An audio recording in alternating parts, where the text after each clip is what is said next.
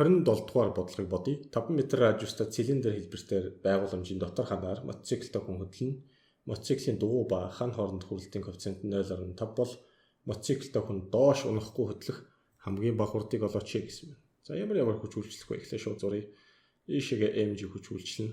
Харин нормал хүч нь ийшээгээ үйлчлэнэ. Ханнаасаа үйлчлэнэ. Тийм учраас энэ маань mg болох нь байна. Өөр гэвэл үрэлтийн хүч үйлчилнэ. Тэр нь хөдөлгөөний эсрэг доошоо унах гэж байгаа. Тэрнийг эсэргүүцээд үрэлтийн хүч дээшээгээ чиглэлтэй зурагдана. Ийм гурван хүч. Нэгдүгээр тэгштгэл.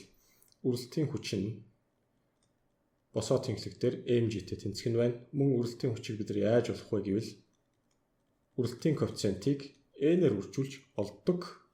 n нь энэ удаад хаашаага чиглэж байна гэвэл энэ тойргийн төв рүү чиглэж байна. Тийм учраас n нь 3 дахь тэгштгэл дээр төвд тэмүүлэх хүчтэй тэнцэнэ гэсэн санааг гаргаж ирж болно. Энэ дээрээс энэ нь m-ийг үржих нь хурдныхан квадрат ингээд цилиндрийн радиус болох нь байна.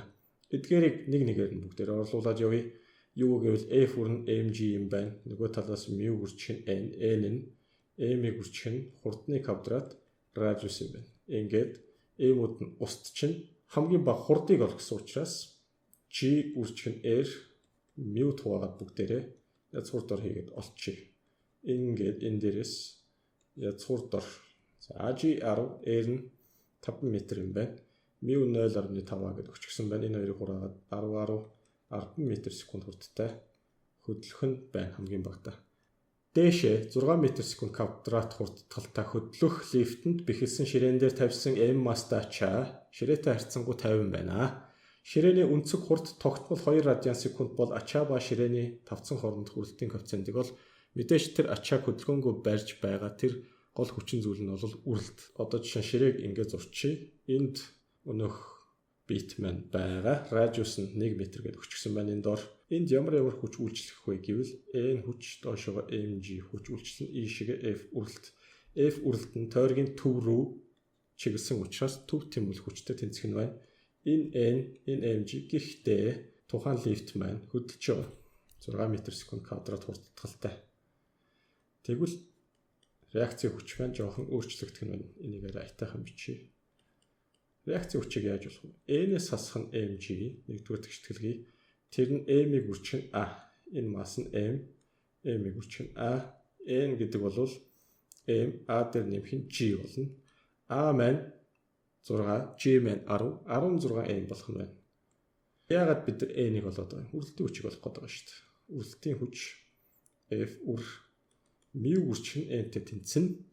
Ингээд энэ дээрээс f үрийг бичих юм бол f үр μ үржих нь 16 масс байх нэ.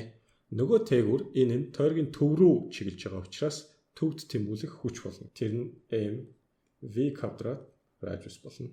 Энэ дээрээс m-ууд нэг хураагдчихлаа. Үрэлтийн коэффициентийг бүгдээр олгож байгаа. Зайгаа ашиглая. μ гэдэг нь v квадрат 16 r. μ хурдыг өгөөгүй байгаа учраас бүгдээр ингэж олчих.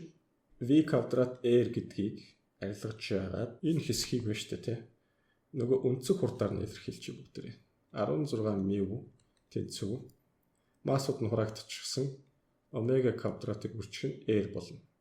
Энэ дээрээс μ гэдэг нь омега квадрат r-ийг хуваах нь 16 одоо орлуулъя 2 2-2-ийн 4 радиус нь 1 м хуваах нь 16 4-ний 1 тэг 100-ны 25 гэсэн үрэлтийн коэффициенттэй байх нэ.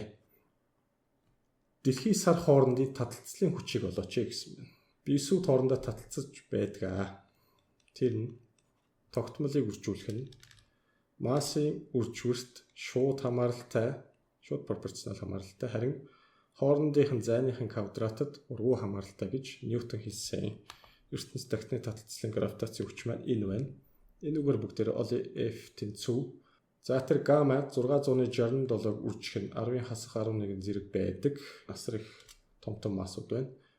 6-г үржих нь 10-ын 22, үржих нь 7-г үржих нь 10-ын 22 хуваах нь хоорондынхын зайн 384-ийн квадрат 1000 км 10-ын 6 зэрэг 10-ын 6 зэргийн квадрат 10-ын 12 зэрэг гэж шууд бичиж. 10-ын 12 зэрэг F тэнцүү.